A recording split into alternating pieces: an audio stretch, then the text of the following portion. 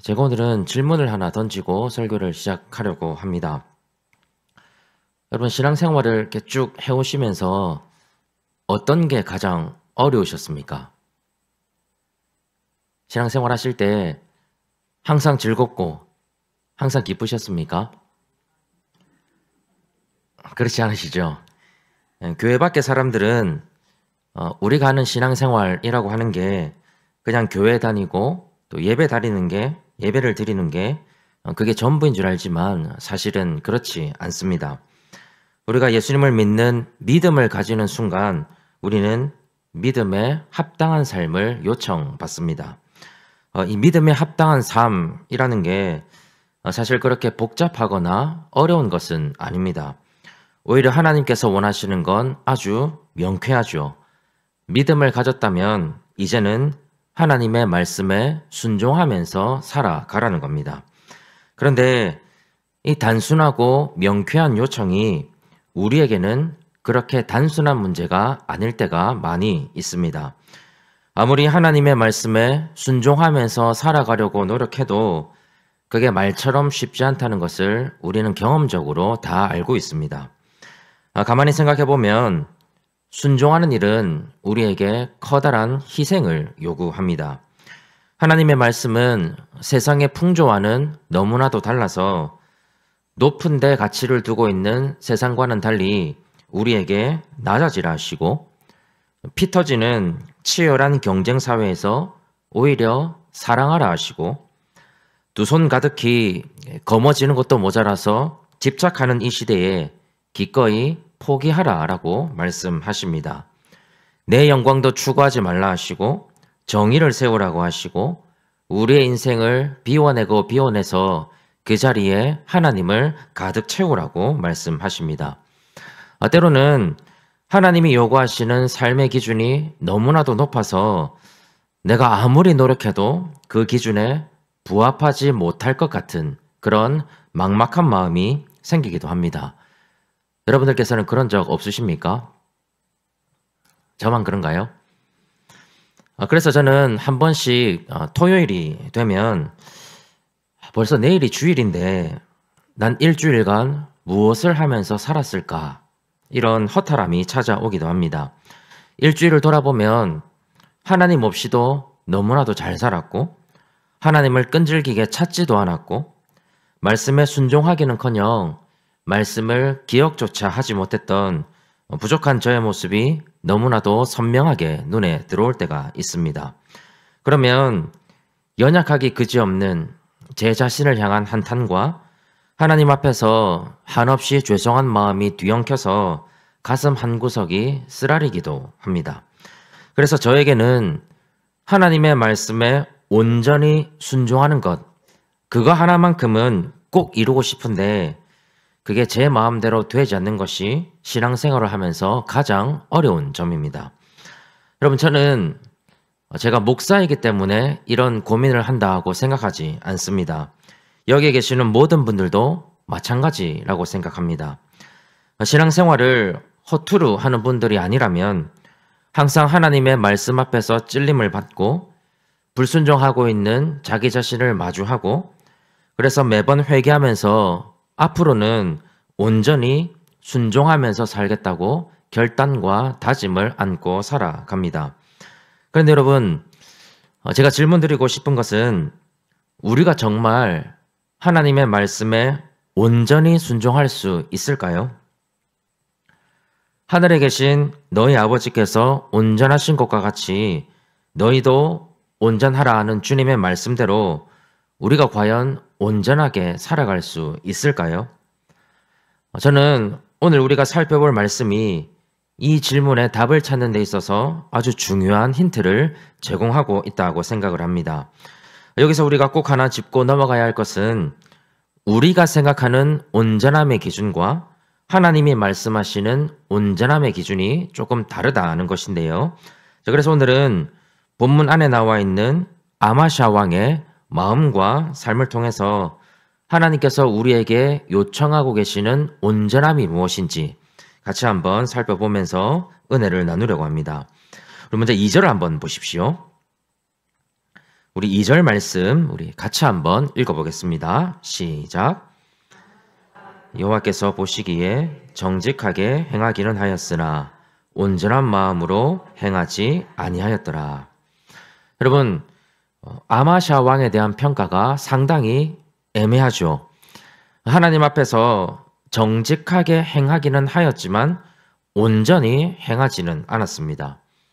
여러분, 좋은 평가일까요? 아니면 부족하다는 평가일까요? 알고 계시죠? 예, 부족하다는 평가입니다. 여러분, 뒤에 이어지는 우리 3절과 4절은 아마샤가 정직하게 행하기는 했다는 말이 어떤 의미인지를 잘 설명하고 있는데요. 우리 3절과 4절 말씀도 우리 같이 한번 읽어보겠습니다. 시작. 그의 나라가 굳게 섬에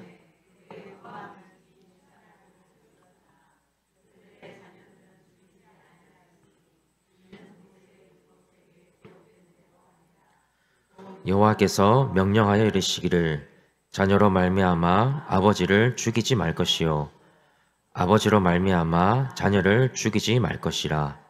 오직 각 사람은 자기의 죄로 말미암아 죽을 것이니라 하셨더라. 자, 여러분, 3절에서 말하고 있는 아마샤 왕의 부왕은 요아스 왕입니다. 바로 앞에 문맥인 우리 24장 23절 이하를 보시면 요아스가 왕이었을 때에 아람 나라와 전쟁을 치르다가 심각한 부상을 입게 됩니다. 몇몇 신하들이 이때를 노려서 반역을 일으키고 요아스를 죽이게 되죠. 자, 이게 3절과 4절의 배경이 되는 내용인데요. 자, 그러니까 3절과 4절의 핵심은 요아스의 아들이었던 아마샤가 왕이 된 이후에 때를 기다렸다가 아버지를 죽였던 신하들에게 복수했다는 내용입니다. 그럼 특별히 3절에서 죽였다는 말이 중요한데요. 자, 여러분, 이 말은 처형한다는 뜻을 가지고 있습니다. 자, 그런데 고대 근동 지방에서 처형한다는 말은 두 가지 의미로 나뉠 수가 있습니다. 하나는 법정에서 정당한 절차를 따라서 처형하는 게 하나가 있고요. 다른 하나는 말 그대로 복수하려고 폭력의 차원에서 처형하는 것이 있습니다. 자, 3절에서 사용된 죽였다는 말은 복수와 폭력의 의미를 담고 있습니다. 자, 그러니까 여러분, 이걸 감안하시고 4절을 다시 한번 보십시오. 자, 아마샤가 율법책에 기록된 대로 행했다는 말은 그의 행동이 훌륭했다는 의미가 아닙니다. 문자 그대로 율법책에 기록된 대로 행동하기는 했지만 아마샤의 마음은 여전히 복수심에 불타고 있다는 걸 보여주고 있는 겁니다. 여러분, 여기 아주 굉장히 중요한 포인트가 하나 있습니다. 잘 한번 보십시오.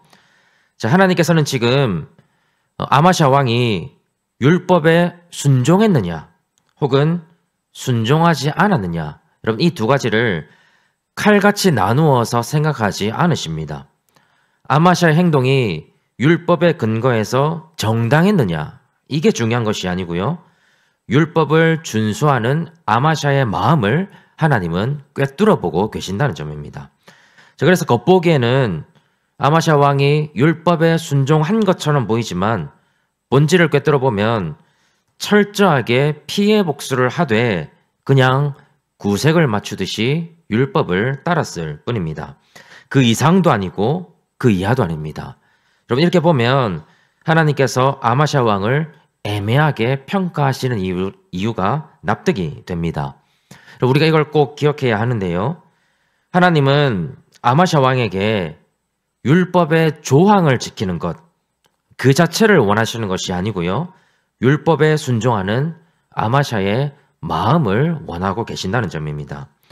아무리 모든 율법의 조항을 문자 그대로 다 지킨다고 한들 그 순종의 저변에 온전한 마음이 깔려있지 않다면 하나님은 그 순종을 순종으로 여기지 않으십니다.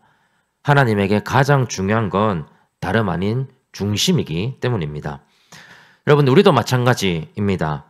하나님은 우리가 말씀에 순종했느냐, 순종하지 않았느냐를 보시되 우리 삶의 어떤 결과물만 보시는 건 아닙니다. 하나님은 우리의 마음을 세심하게 살펴보십니다. 우리가 이런 예를 성경 곳곳에서 발견할 수가 있는데요. 대표적으로 말라기 3장에서는 하나님이 11조와 봉헌물에 대해서 말씀하시는 장면이 나옵니다. 당시 이스라엘 사람들은 하나님 앞에 제사를 드릴 때에 더러운 떡을 바쳤고 병들고 흠이 있는 동물을 제물로 바쳤습니다. 자, 그래서 하나님은 온전한 제물, 온전한 11조를 바치라고 명령하십니다. 근데 여러분 한번 생각해 보십시오.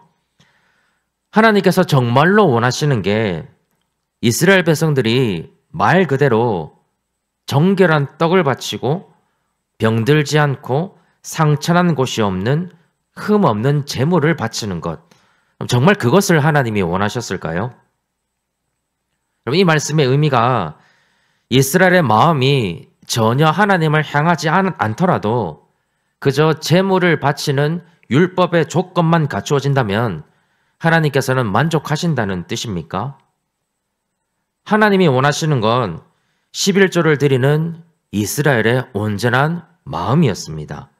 온전한 마음이 선행되면 온전한 결과물이 따라 나온다는 것을 잘 알고 계시기 때문에 하나님은 지금 이스라엘의 부패한 마음을 지적하는 것이지 제물을 바치는 율법의 조항을 따져 물으시는 것이 아닙니다.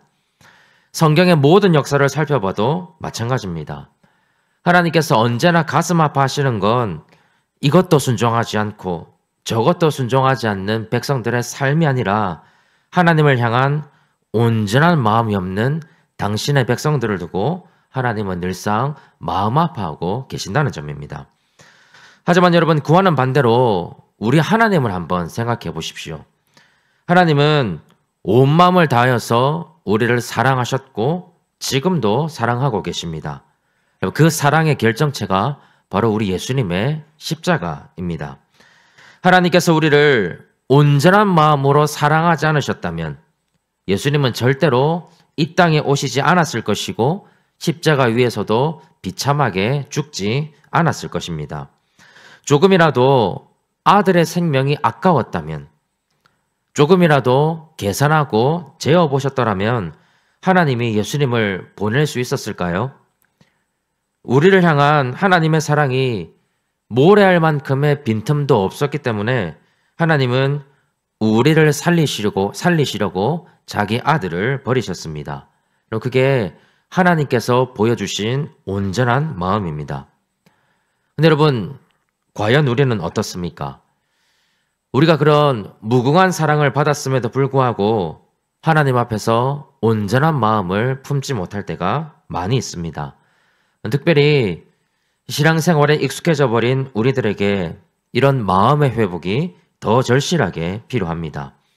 여러분, 우리의 예배를 한번 생각해 보십시오.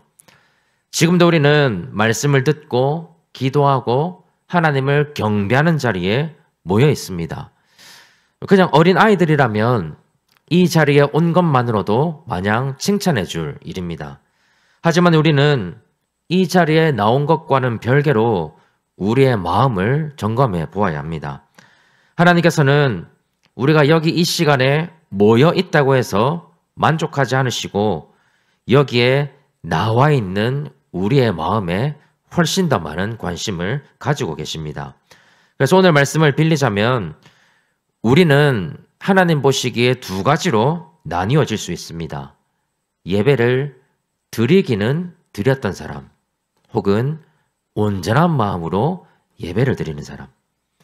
여러분, 예배뿐만이 아닙니다. 다른 모든 게 마찬가지입니다. 기도를 하든 봉사를 하든 무엇을 하든 우리에게 주신 하나님의 말씀에 순종할 때 가장 먼저 우리가 점검해야 할 것은 우리의 마음입니다. 내가 전심을 다해서, 온 마음을 다해서 기쁨과 자원하는 마음으로, 때로는 하나님을 향한 뜨거운 열정을 가지고 하나님을 알아가겠다는 굳은 심지와 또 하나님께 가까이 있겠다는 결연한 다짐 속에 하나님의 말씀을 순종해야 합니다. 그럴 때 하나님은 우리의 순종이 거칠애가 아니라 온전한 마음으로 기꺼이 순종하는 귀한 삶으로 인정해 주실 겁니다. 이 사실을 잘 기억하셔서 마음으로 먼저 순종하시고 그리하여서 우리의 순종이 그저 율법의 조항을 지키는 정도가 아니라 하나님이 기뻐하시고 칭찬하시는 진정한 순종으로 인정받을 수 있는 하나님의 사람들이 다 되시기를 간절히 바랍니다. 그리고 또 한 가지 중요하게 한번 살펴봐야 할 것은 자, 그렇다면 온전한 마음이 무엇인가 하는 것인데요. 앞서 우리는 순종 이전에 마음이 중요하다는 것을 확인했습니다. 자, 그래야 온전한 순종이 될 수 있다라고 말씀을 드렸는데요. 자, 그렇다면 하나님이 우리에게 요청하시는 온전한 마음의 구체적인 모습은 무엇일까요? 혹은 도대체 무엇이 하나님 보시기에 이 사람이 온전한 마음을 품고 있다는 증거가 될 수 있겠습니까? 그 내용이 우리가 읽진 않았지만 14절에 잘 나와 있습니다. 우리 14절 말씀 우리 같이 한번 읽겠습니다. 시작.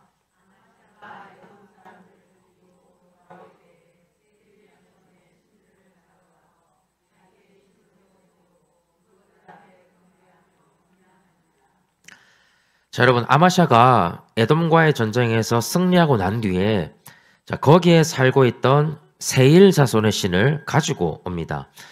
자, 여러분, 당시에 민족과 민족 사이의 전쟁은 각 민족이 섬기는 신들의 전쟁이었습니다. 그래서 어느 민족의 신이 더 강한가? 이게 전쟁을 치르는 굉장히 중요한 개념이었는데요. 자, 이런 전쟁에 대한 개념 때문에 이제 전쟁이 끝난 뒤에 재미있는 현상이 벌어집니다. 어떤 왕은 내가 섬기는 신이 다른 민족의 신을 이겼기 때문에 그 민족의 신마저도 자기가 이겼다고 생각을 합니다. 그래서 다른 민족의 신을 훼손시키는 일들이 많이 일어났습니다. 반면에 어떤 왕은 자신이 전쟁에서 이겼다고 하더라도 전쟁에서 패배한 다른 민족의 신을 이렇게 달래줘야 한다고 생각을 했습니다. 그래야 자신에게 해코지를 하지 않는다라고 생각을 했는데요. 그래서 전쟁에서 이기면 그 민족이 섬기는 신을 가져와서 정성스럽게 모시고 격식을 갖추어 줬습니다. 자, 아마샤는 후자에 속한 사람이었습니다. 자, 아마샤는 에돔과의 전쟁에서 이겼는데도 불구하고 마음 한켠이 계속해서 찝찝합니다. 혹시나 에돔의 신이 노해서 자신에게 해코지를 할까봐 걱정을 합니다. 자, 그래서 에돔이 섬기는 신을 달래려고 신을 모셔와서는 그 앞에 경배하고 분향까지 하게 됩니다. 자, 지금부터가 중요한데요. 자, 하나님께서는 이런 우상숭배를 용납할 수가 없기 때문에 한 선지자를 아마샤에게 보냅니다. 자, 그리고 아마샤의 행동을 질책하시는데요. 자, 이때 아마샤의 반응이 16절에 잘 나타나 있습니다. 우리 16절 말씀 우리 같이 한번 읽어보도록 하겠습니다. 시작.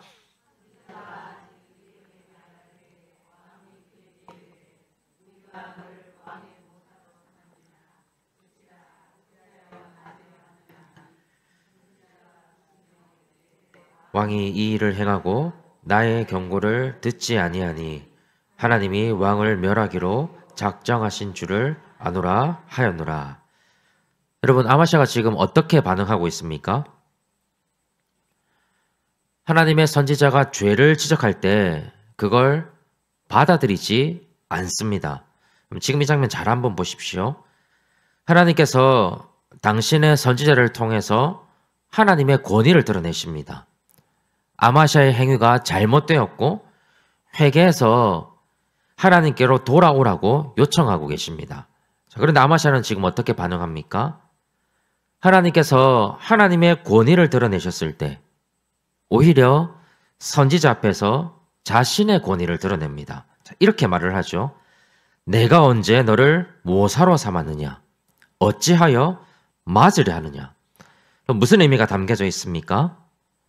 왕의 권위로 너를 죽일 수도 있다는 말입니다. 여러분, 아마샤는 하나님께서 말씀의 권위로 회개하라고 요청할 때 그걸 무시하고 하나님의 뜻과 반대되는 길로 걸어가는 것을 주저하지 않았습니다. 지금 이 모습이 왜 중요한가 하면요.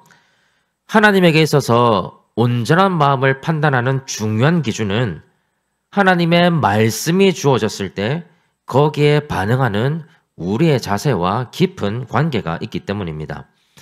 여러분, 뻔한 질문이지만 인간이 완전할 수 있습니까? 그럼 실수하지 않을 수 있습니까? 나는 하나님 앞에서 한 번도 실수한 적 없다. 그런 분 있으세요? 있으면 소개 좀 시켜주십시오. 우리는 전적으로 타락한 존재입니다. 만약에 하나님께서 원하시는 온전함이 하나님의 말씀에 대한 완전한 순종이라면 우리는 절대로 하나님이 원하시는 기준에 이르지 못하게 됩니다. 하지만 하나님께서는 어떤 완벽한 모습을 원하시는 것이 아닙니다.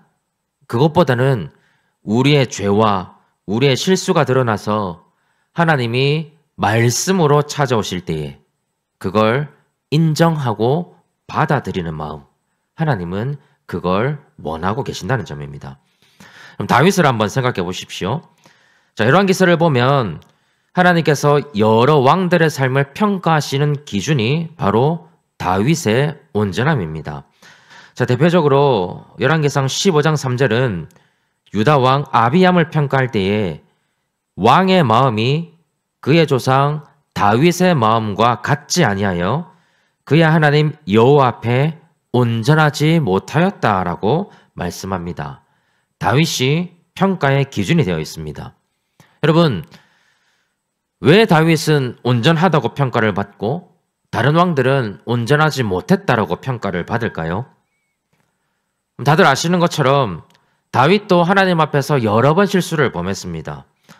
여러분, 사무엘하 11장으로 가면 다윗이 밧세바를 범하는 장면이 나오고 있는데요.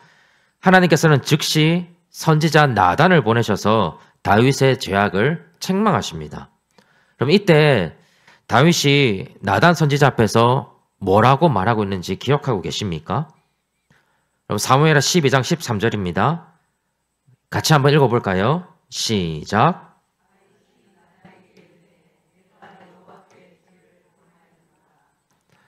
여러분, 당시만 해도 왕은 절대 권력입니다. 누가 감히 왕 앞에 나아가서 당신이 잘못했다라고 이야기할 수 있겠습니까? 자, 그런데도 다윗은 아무것도 아닌 선지자 한 명이 하나님의 권위를 들고 자신을 찾아올 때에 그 앞에 완전히 굴복했습니다. 다른 거의 모든 왕들이 하나님의 권위를 부정하고 하나님의 뜻을 전달하는 선지자를 무시했지만 다윗은 달랐습니다. 주신 말씀에 자신을 복종시키고 자신의 죄악을 인정하고 나서는 하나님 앞에 겸손하게 엎드립니다. 충분히 내세울 수 있는 자신의 지위와 권위를 다 내려놓고 하나님과 말씀의 권위 앞에 자신을 낮추고 있는 겁니다. 하나님은 바로 이런 다윗의 마음, 이걸 온전한 마음으로 간주하고 계신다는 사실입니다. 사랑하는 여러분, 아마샤가 죄를 저질렀듯이 또 다윗이 하나님 앞에 여러 번 실수를 저질렀듯이 우리 또한 한평생을 살아가면서 하나님 앞에 실수하고 죄를 범하면서 살아가기 마련입니다. 하나님께서는 우리가 한 번도 실수하지 않는, 단 한 번도 죄를 짓지 않는 그런 완벽함을 바라시는 것이 아닙니다. 하나님은 다만 하나님께서 말씀의 권위로 우리에게 다가오실 때에 우리가 거기에 엎드릴 줄 알고 복종하기를 원하십니다. 하나님의 권위에 순종하는 것이 온전한 순종으로 가는 첫걸음이 되기 때문입니다. 그런 의미에서 오늘 우리는 내가 하나님의 말씀 앞에서 완고한 마음을 품고 있진 않은지 우리 자신을 점검해 보아야 합니다.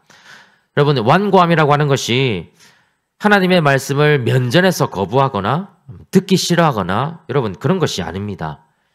말씀을 들을 때에 고개는 끄덕이지만 마음속으로는 동의하지 않고 말씀을 하나님의 권위로 받아들이기보다는 개인의 선호로 받아들이고 이 30분의 시간 동안 하나님의 말씀이 내 마음을 그냥 스치고 지나가도록 내버려두는 모든 행위들이 하나님 앞에서 완고한 것과 다르지 않습니다. 우리가 그런 마음으로 예배를 드리고 순종한다면 하나님 앞에서는 그 모든 것이 거칠애가 되고 만다는 점입니다. 따라서 우리에게 필요한 건 하나님의 말씀 앞에서 겸손하게 그분의 권위를 인정하면서 듣고자 하는 마음을 가지는 데 있습니다. 여러분, 그 마음이 있어야 우리에게 주어진 말씀을 가지고 내 삶을 점검하고 반추해서 하나님이 기뻐하시는 삶으로 성숙해 나갈 수 있게 됩니다. 오늘 스스로에게 한번 질문해 보시면 좋겠습니다. 나에게는 과연 듣는 마음이 있는가? 나에게는 하나님의 말씀이 주어질 때에 그 앞에 복종하고 엎드리는 마음이 있는가? 하나님의 권위를 인정하면서 나의 권위를 내려놓는 겸손한 마음을 나는 과연 소유하고 있는가? 오늘날 많은 사람들이 하나님의 말씀의 권위를 두기보다 자신의 생각과 세상의 풍조에 권위를 두면서 살아갑니다. 그게 기준이 되어서 오히려 하나님의 말씀을 평가하기도 하고 순종할지 말지를 결정하기도 합니다. 어찌 보면 아마샤 왕처럼 거칠애의 순종마저도 사라지고 있는 시대입니다. 하지만 저와 여러분들은 달라야 하지 않겠습니까? 하나님은 오늘도 완전하기보다 온전한 마음으로 하나님 앞에 겸손히 듣고자 하는 사람, 율법의 조항이 아니라 율법의 정신을 지키는 사람, 거칠애의 순종이 아니라 온전히 순종하는 사람을 찾고 계십니다. 이 시간에 간절히 소망하는 것은 이 자리에 계시는 모든 분들이 완전하게 살지는 못해도 온전한 마음을 품고 살아가시기를 바랍니다. 겸손하게 듣는 마음 회복하셔서 말씀이 주어질 때마다 하나님의 권위에 순종하시고, 그래서 아마샤와 같이 겉으로 순종하기는 하는 삶이 아니라 다윗과 같이 온전한 마음으로 순종할 수 있는 하나님이 기뻐하시는 귀하고 복된 인생으로 성숙할 수 있기를 주님의 이름으로 간절히 축복합니다.